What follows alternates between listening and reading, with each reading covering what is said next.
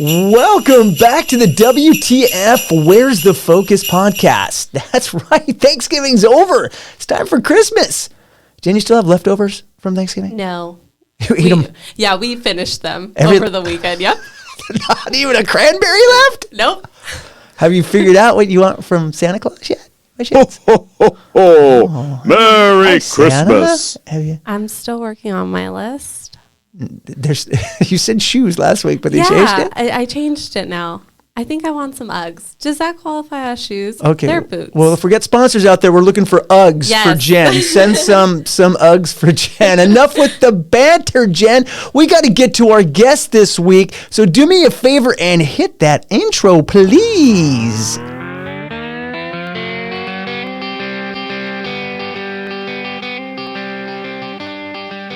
Welcome to the WTF Where's the Focus podcast. I'm going to bring you a weekly short message on where you put your focus as it relates to sales and building successful business relationships. Knowing where your focus goes, your energy flows. I'm Dan Manginelli, the author of the books Wake Up, Jumpstart the Life You've Always Had in Mind, and Shake It Up, Big Dreams and Bold Choices on the Road to Success. I'm a national speaker on staying motivated and inspired with the right mindset and coach top salespeople around the nation. So let's get going with WTF. We have a real treat for you guys. The WTFers out there, adjust your headphones, turn up the volume, get a pen and paper, and really listen to the master in her field, Kimberly Spencer. Let me tell you about Kimberly. She's an award-winning high-performance, trauma-informed coach and trainer, Amazon bestseller, TEDx speaker, and the founder of crownyourself.com, helping visionary leaders transform their self-limiting stories, build their empire, stand out fearlessly, and make the income and the impact they deserve. From an entrepreneurial beginning at 5 years old, selling bags of glitter water to her neighbors, to becoming an award-winning screenwriter, certified Pilates instructor, Miss Congeniality, a 6-time WEGO Health Activist Award nominee, Kimberly is proof that it's better to make your own mold than conform to someone else's.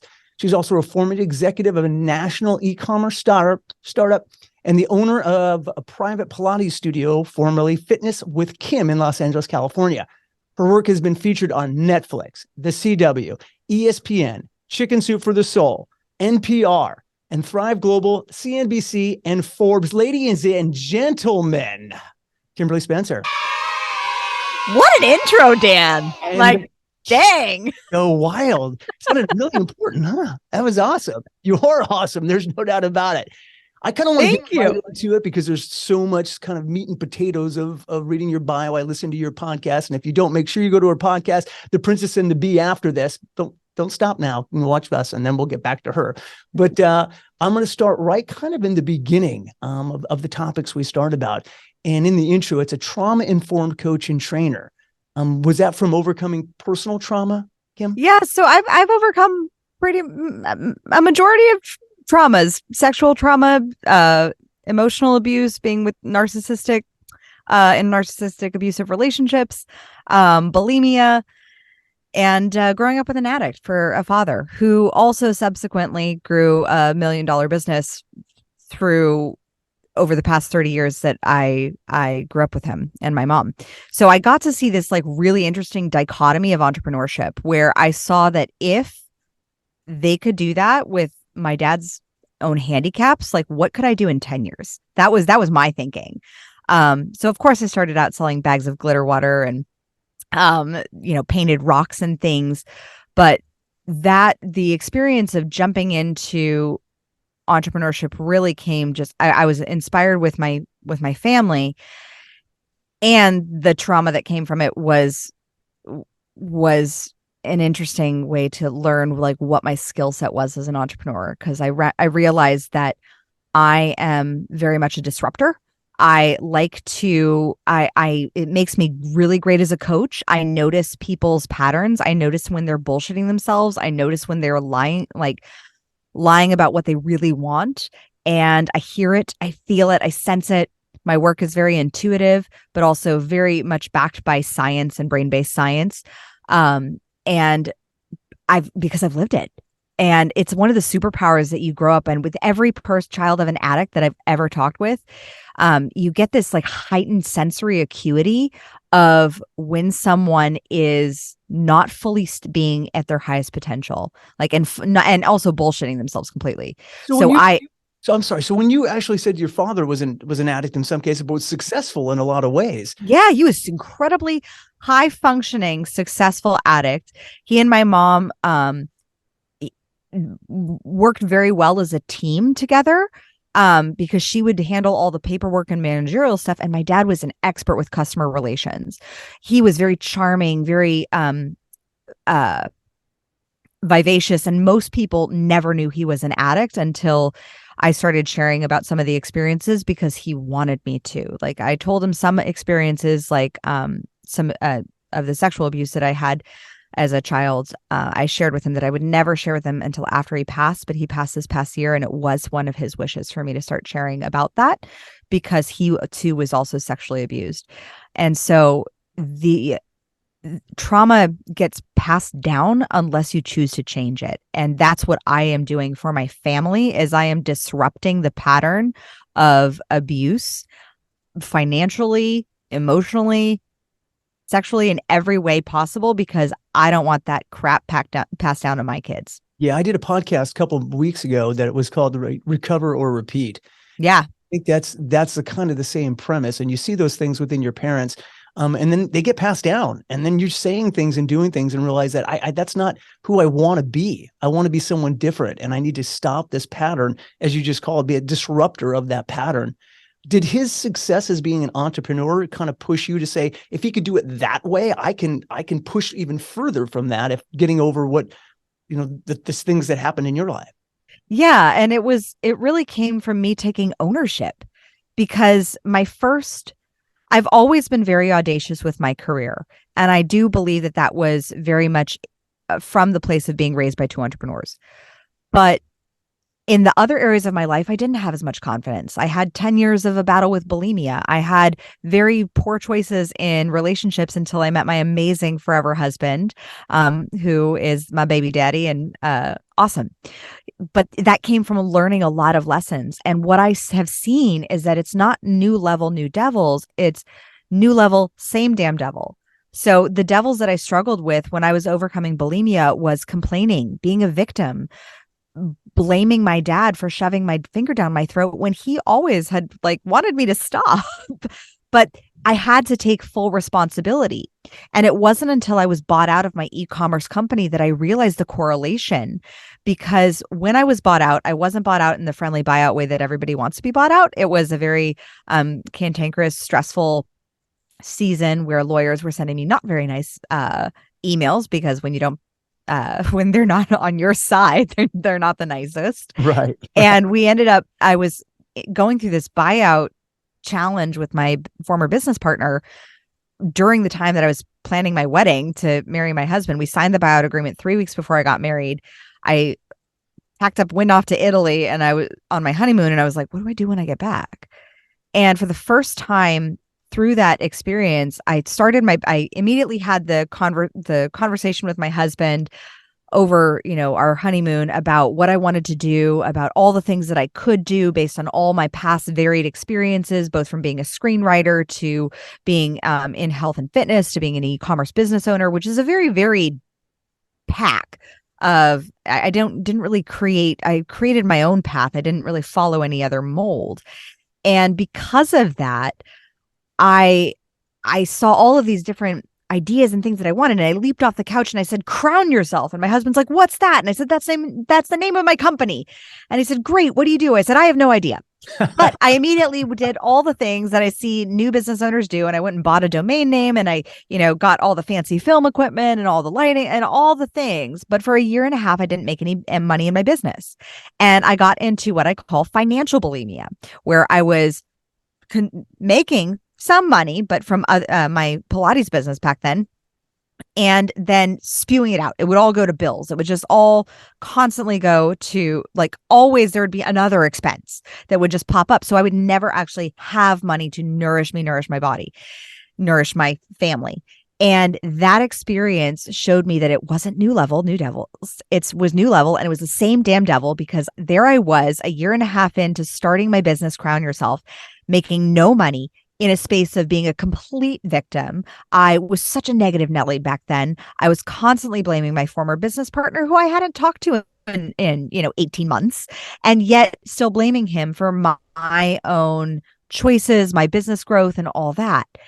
And it wasn't until I really looked at, and there I was also repeating the same mistake that I used to do when I was struggling with bulimia, where I was trying all the different diets, all the things that the experts said of what I should be doing, of what I should be eating. Well, the same was true in business. I was doing all of these expert things that I was told that I should be doing. You should have a landing page. You should have, Instagram. You should do lives. You should do this. And so I was doing all these things that I quote unquote should do, but nothing really was landing. It was like just being on another crappy business diet. And it wasn't until I started I actually found out I was pregnant that I was like, this person of who I am now, this is a mindset issue. It is the person of who I am now. Do not want to be the mother of my child. Like, I didn't like her. I was super negative. I was complaining and a victim. And I said, I know I can change this because I've healed this before. I healed from bulimia with no psychological or medical intervention. I did it within the span of 3 years and have never gone back. And so I knew that I could do this as well for my business and for my finances. And it was through that experience that I had to take a cold, hard look and take ownership. So the same lessons I had to start practicing, I had to take ownership. I had to get a process that worked for me. I had to start finding my authenticity of like everything that I was so like back when I was bulimic, I was masking everything, trying to be perceived as perfect. And that was me trying to control a trauma response, my environment, which is the wrong way to approach things. So to truly heal, you got to look inwards first. And then what is inwards manifests outwards. So if you want the external circumstances and your reality to change, you got to look inward first. And that's the scariest place to look sometimes. Yeah, you get inside your head and think about the things that you need to do or should do or not doing for sure. No, like you just said, you battled it for 10 years and then you recovered, which is phenomenal. Congratulations on that. I know that. And especially because I know women in a lot of battles the food addiction in so many different ways. So that's a tough one to overcome. So knowing that, and you have the ability in your mindset to say, that's it. I'm done with this. Now I need to rebuild my self-worth of the things that happened in my life in your past. How did you just, it was boom, started that way? Or did you actually have a plan or a focus or a system to say, these are the things I have to put in place rather than all these people just keep telling you, this is what you got to do. You got to do a short. You got to do this. You got to do that.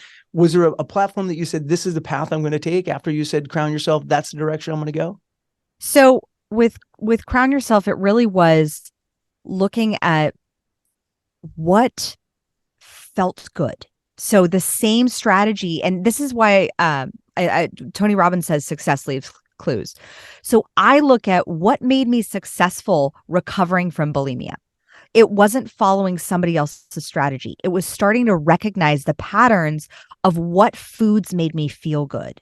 So I started to look at my business through that lens as well. And I said, well, what do I do in my business that actually is making me feel good, that is making me feel like I'm contributing? So writing was a huge piece. Podcasting was a huge piece, because those things, they felt nourishing. They felt expansive, which is the same way that eating certain foods can feel nourishing, energizing, expansive. And so I doubled down on what was working, and all the things, like, yes, of course, there are some things that may not initially feel good, just like going back to the gym and working out. But if you can look at what will make you feel good in the long run, if you're doing them consistently, then that will change the game for your progress. And that was the big shift for me, was I stopped listening to all the shoulds and started really tuning in to my own body, because your body, it's the representation of your unconscious mind. And so it's the domain of the emotions. And so if you feel it in your body and you're like, well, what actually makes me feel good that I'm doing? I loved doing things where I got to speak, I got to create and write and express myself. And that was the easiest way to attract clients. Right. I think that I'm just going to stop for a second to make sure everybody that realizes, because there's always tidbits in some of these podcasts that you just kind of run over. You just said something that's really important, because a lot of salespeople listen to this. A lot of people that want to be in sales, that are in sales. Everybody's in sales in some sort of fashion in life. If you've ever had a date, you're in sales. If you ever went somewhere, you're in somewhere to sales. But patterns, doing what makes you feel good. That was an important one. And I want to make sure everybody kind of got that, because we all are told the things that we should do to be successful. You need to make phone calls. You need to do whatever it is. It's simple, but it's not easy. Doing the stuff that you actually makes you feel good. If it's, people will say, I'm a people person. Well, then see more people if that makes you feel good. So I want to make sure we get that back out to everybody listening, that was a huge thing to say. You follow the patterns, but what makes you feel good is what you follow. That was great. Thank you. Yeah. Because I mean, if you think about it, when I was struggling with bulimia, I had so many people giving me all these recommendations of what I needed, what I should be doing. Like, oh, CrossFit. I was like, no, CrossFit doesn't make me feel good. It puts me in pain. I don't like it. Right. But Pilates made me feel good. I actually felt good after doing it. And it was something that yes, it was challenging. And like, yes, but there was a love and an enjoyment of the challenge, rather than this push, this force is like, oh, you should quote unquote be doing this. Just like with what you said, Dan, of like the certain things in business or in sales of like, oh, you should be doing, email marketing, sending out multiple emails and have everything on autopilot and automation. Yeah, you can. I've done it. It works. But what really truly makes you feel good? Like for me, I found my sales strategy is just having a fantastic, deep, rich conversation. Yeah. Like that's really where I've thrived. I looked back to my past success with my own Pilates business, and I modeled that same success and that same path to sales in my coaching business. When I was trying to do the sales tactic of do free phone calls, do 20-minute free phone calls and I wasn't attracting qualified buyers. I felt burnt out. I felt like I was constantly giving away pieces of myself without receiving anything in return. Right. And I looked at my past Pilates success. And yeah, I would have like a free, I would like converse with somebody online or like give them a tip or something on their comments, but I would never really spend the time to have like a full long conversation of 20 minutes, just like explaining to them of like, why they should do Pilates, right? Instead, I would get them on the reformer and I would get them actually doing the work and feeling what the results were. And so I just took that same strategy. I applied it to my business. Instead of doing a free call, I switched to doing a paid consult. And through doing a paid consult, then which is what I modeled from my Pilates. I would do an intro session, and then I would upsell to a package. And then that strategy has worked beautifully in my business, but it's because I was following my own success strategy. For me, some people may do, 20-minute free calls and that really works for them. But for me, that doesn't work for me. Yeah. I'm going to kind of not go further because there's so much I want to ask you and I don't want to get it all out. I'm stuck on this, but there's something you had wrote that I had read that was, you had said that entrepreneurs have to go through an emotional labor during their business. What does that mean? An emotional labor is like kid labor, or is it kind of like gonna have to go through some sort of labor? So birth is like I had both my two children naturally. My second one, my husband literally caught because my midwife wasn't even there. So birth is like a huge thing for me. I'm in conscious leadership, I'm what they call a kinesthete with play. So I like to play with how far I can push my body to do things, birth being one of them. But I learned so many lessons through my first experience with giving birth to my first son, which was 24 hours of natural labor with no drugs. And from that experience, I realized that for the first 16 hours, I was resisting the pain. I wouldn't surrender to being in a space of push where like feelings would feel like I was being pushed, and you would have that contractive feeling before the expansion of the body, of like what the body actually does in the birth. And I was reflecting upon that after giving birth. And what changed was when I started to cheer on my challenges and I started to cheer my son on, realizing that he was working just as hard to get out of me as I was to get him out of me. And it was his first time working hard. And I think of that like our dreams of what we want to achieve. Your dream is working just as hard to come out of you and to come through you as you are to get it out of you. So, but there are seasons of push. Now, I'm not a fan of this like 24/7 hustle culture, burn yourself out, work, 18-hour days, brag about how many hours you work and how little sleep you have. I don't think that's healthy or necessary. But there are necessary times for the push, like just like with labor, there is an emotional labor. I'm currently going through an emotional labor right now with the sale of our house. Like there was an intense 2 weeks of preparation, of cleansing, of boxing things up, of getting movers, of getting painters, like getting everything set so that we could prepare for the birth of this house to then go to another buyer. So did the house rent out as much as you wanted in, or how did that work the other way? I'm sorry. The what? the house wants a new buyer just as much as I want it to have a new buyer.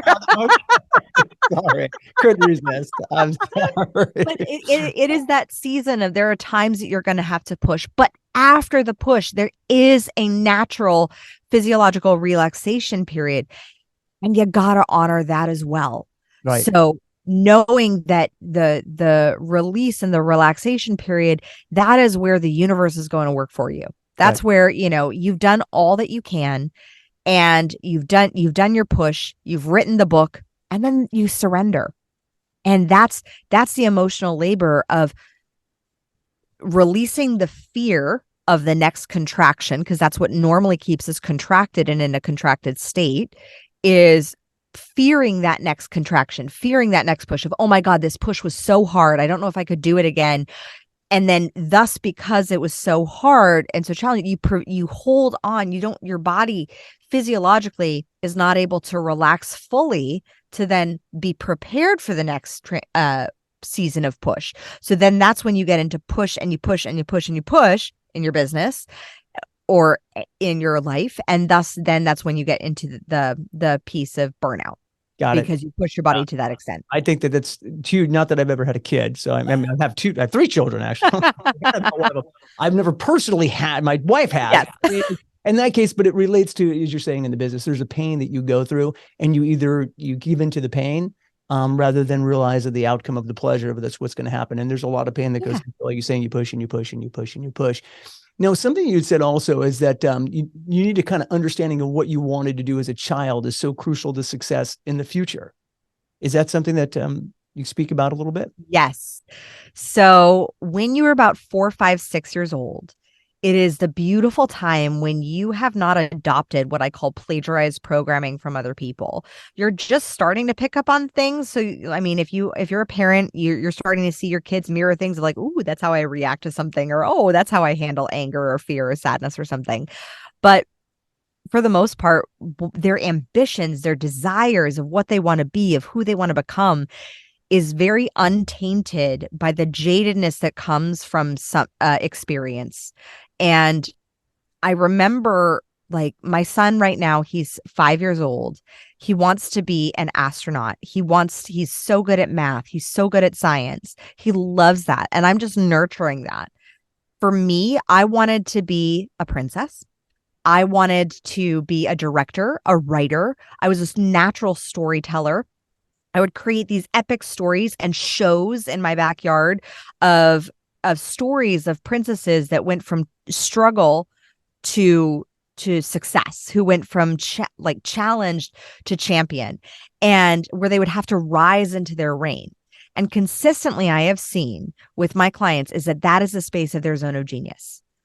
And so when you can look at who did you want to be, how were you when you were 4, 5, 6 years old, before the world told you to tone it down, or the world said that's not realistic, or your parents said, yeah, that's cute, but wait until go to college and get a real job. Get a real job. How many times you that? Stop doing what you're doing and go get a real job. One of those that pays you on a consistent basis. Come on, get a real job, bro. And I mean, if you look at that, even just the language of get a real job, like what does that even mean these days? Like people have a real job posting on OnlyFans. Like they're making heaps of money, right? So You have kids too. They're unpacking presents on YouTube and they're making, Yeah. that's a real job because they're making 10 times more money than a lot of us. There's no doubt about it. Yeah. I honestly think that entrepreneurship is the safest career to be in, because if you have the skill set of sales, you can enter into any field in any industry and profit and make money. Right. Yeah. Now, you said you have a 5 and a 1-year-old. Is that right? Yeah.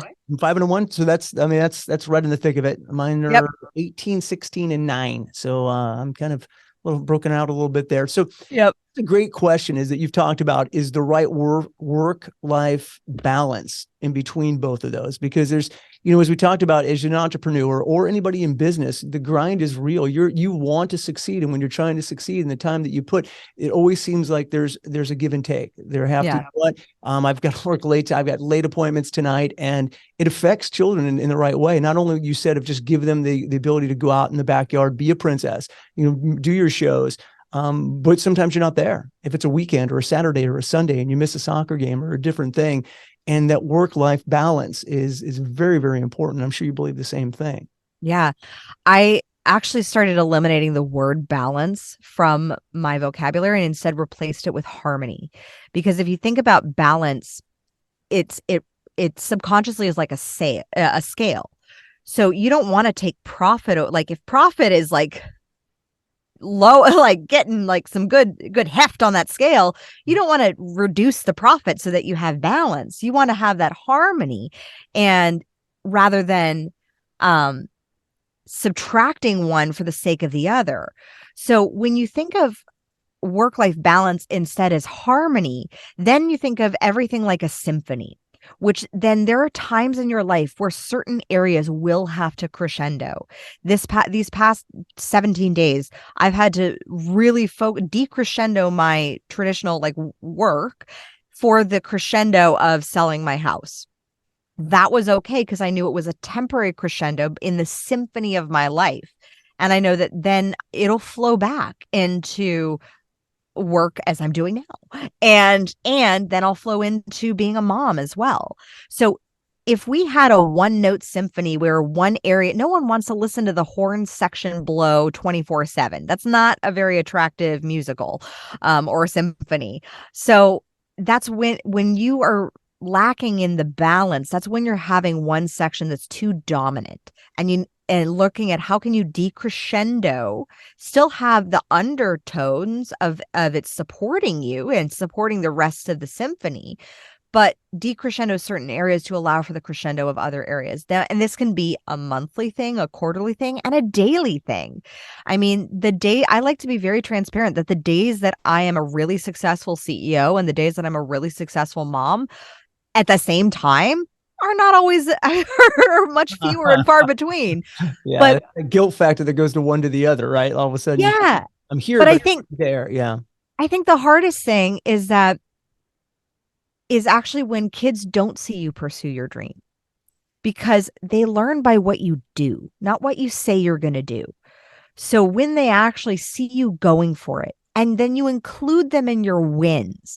Like we have in our house, when I go upstairs to go to my office, in our soon to be former house, when I would go upstairs to go to my office, my kids would cheer me on and we would have yay mama. And like they would cheer. And then I would come down and I would tell them about certain things that we could celebrate together.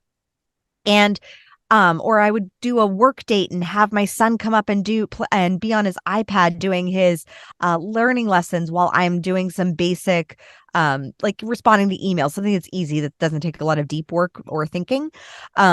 Because then I would bring him into seeing that there is, yes, there is sacrifice that does go into building something that's substantial and that's of value.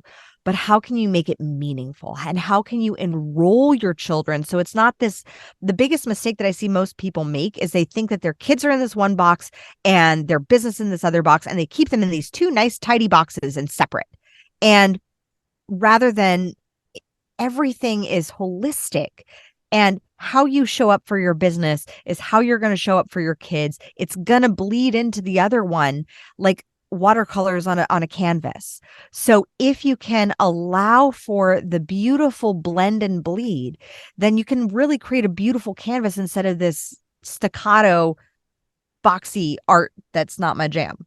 Right. And I tell you, I mean, profound things that I want to stop a little bit to get back to is work-life harmony, not work-life balance. That is actually a great way to put it from there. The second thing is have your kids see you go for it. There's so many times that, you know, you're doing something in a different office in your house and someone comes in and you say, Daddy's working right now, rather than bringing them in and saying, hey, let's work together. What's your iPad? Let's play a game. Let's do some math. You could do math while I'm on the phone talking business or something. I think that's a huge thing. And I've missed it tremendously a lot of times because you feel like it's an annoyance when your 9-year, 8-year-old, 5-year-old's coming in rather than embracing it and saying, hey, this is what I do. Watch what I do. Be a part of what I do. And it's you know, it's hard work, but you could see that, but you also be a part of it because that's where the harmony is made. Amazing. That's a great analogy, Kim. Appreciate that. Thank you. And I think people, especially with the past 2 years in COVID, have a lot more grace for, you know, the kid in the background or the kid who pops in to just say hi to the team. Like my 5-year-old will regularly pop onto my team meetings and say hello. But I think we're starting to allow and embrace the fact that we're just not these business people. We're not just entrepreneurs. We have families. We have relationships. We have struggles and challenges and personal things that go on. And if we can choose to see each other through both professionalism and grace, it can be a game changer for the entire world of entrepreneurship, I truly believe. Well, and it's because a lot of us growing up saw it a different way. When we were growing up, we were told dad's going to work and he goes to, or mom goes to work. They're separating themselves from this piece that comes into here. Yeah. And it's taken, you know, unfortunately or fortunately, the COVID situation where we're all together in the house and we're all doing the same thing there and realizing it could all be done with harmony, with each other around. And you can still be successful doing it. So it's been a different thing, and you change your mindset. You recover or repeat the kind of same thing, or you take that same thing that your parents have done and you do the same thing, or you realize, I want to be different than that. There's some great things I learned from that, but I want to be different from that. You know, I can't believe that we ran this. I have like 50 other questions, but we're going to have to either redo this again. I don't want to keep you so long. I know you're on the schedule, but tell me a little about your podcast is The Princess and the Bee. So tell me a little bit what the B stands for. The B stands for all the beliefs that arise and come up as you become the queen bee of your life and your business and your body. So there are many B's, but they really stand for the beliefs. Beliefs. Okay. I know that you said on one of the last things on one of your last podcasts that I listened to, you talked about making sure the people that you even coach implement systems. Yes. I don't know if the systems would be in my world might be just like a plan, a specific plan, a plan of action from there. You kept using, and she kept using, Lauren kept using the word systems. What did she mean by systems? So a lot of entrepreneurs, when they first get started, they start with the battle cry of freedom. They create a business to have more freedom. The problem is that they fling themselves off the cliff of entrepreneurship without a plane around them. And a plane has systems. It has navigation. It has a structure. It has different gadgets. It has a team. Your team is a system. The project management that you use to guide where your business is going, that's a system. The systems of automation, that's a system. So the vision that you have and the goal setting of how you're going to get to that vision, that's a system. So implementing systems is essential so that you have the structure of a sound structure, like a plane, that gets you to your destination of your goal safely, effectively, and efficiently. Because otherwise, if you fling yourself off a cliff and just flap your wings of entrepreneurship thinking that you're going to get to your destination, you're not. Right. So the more freedom you want in your business, the more systems you actually need to build. Awesome. Where can my listeners get your podcast? Anywhere podcasts are listened to. We're on all the places. So if you're listening to this podcast, just look up The Princess and the Bee. Princess and the Bee. Also, how can we find more about what you do and sign up for the programs and coaching? Because just looking at your whole resume of people and the entrepreneurs you've coached, where can people get that information? If you love this conversation and you want to continue it privately, then I would love to speak with you. Just head on over to crownyourself.com and hit the button that says work with me. crownyourself.com. Make sure you go to that. I've been on it quite a bit. There's a lot of fun stuff on there, as well as clicking that button and seeing about talking the conversation a little bit more to see how all the knowledge that she has. And I really, really hope this isn't our last conversation, Kimberly. So I agree, Dan. I have enjoyed this immensely. And I think that what you're bringing to people and to your audience is so essential. So thank you so much for the honor of having me on. I really appreciate it. Again, I hope this is not our last conversations, and I'm getting to know you. And you truly live your beliefs. And I'm blessed that we had this time with you. So again, Jen, how about hitting us, ladies and gentlemen, Kimberly Spencer.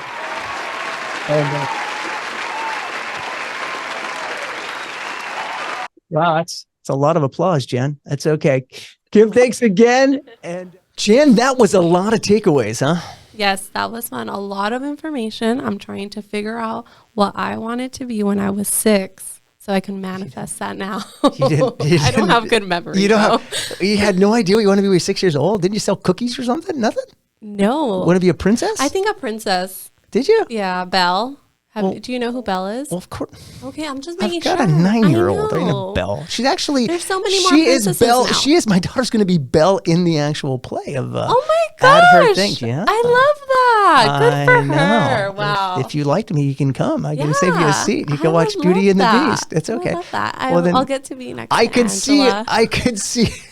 Yeah, we're still working on that last podcast. I could see if you could dress up if you want and be the princess. No. I don't know if that 6-year-old costume will fit me, but we could try it. Hey guys, thank you. I'm really trying to mix things up on the WTF Where's the Focus with all kinds of guests, with all the premises on the same thing. Where your focus goes, your energy flows. What a great guest today. I hope you enjoyed it as much as I did. Please let me know your thoughts on today's podcast. You can email me at dan@manginelligroup.com, dan@manginelli group, group.com, or in the comment section. You can write really nice stuff in the comment section, or bad stuff, whatever you want there. Please subscribe and share with your friends. And until next week, have fun and go make some dreams come true.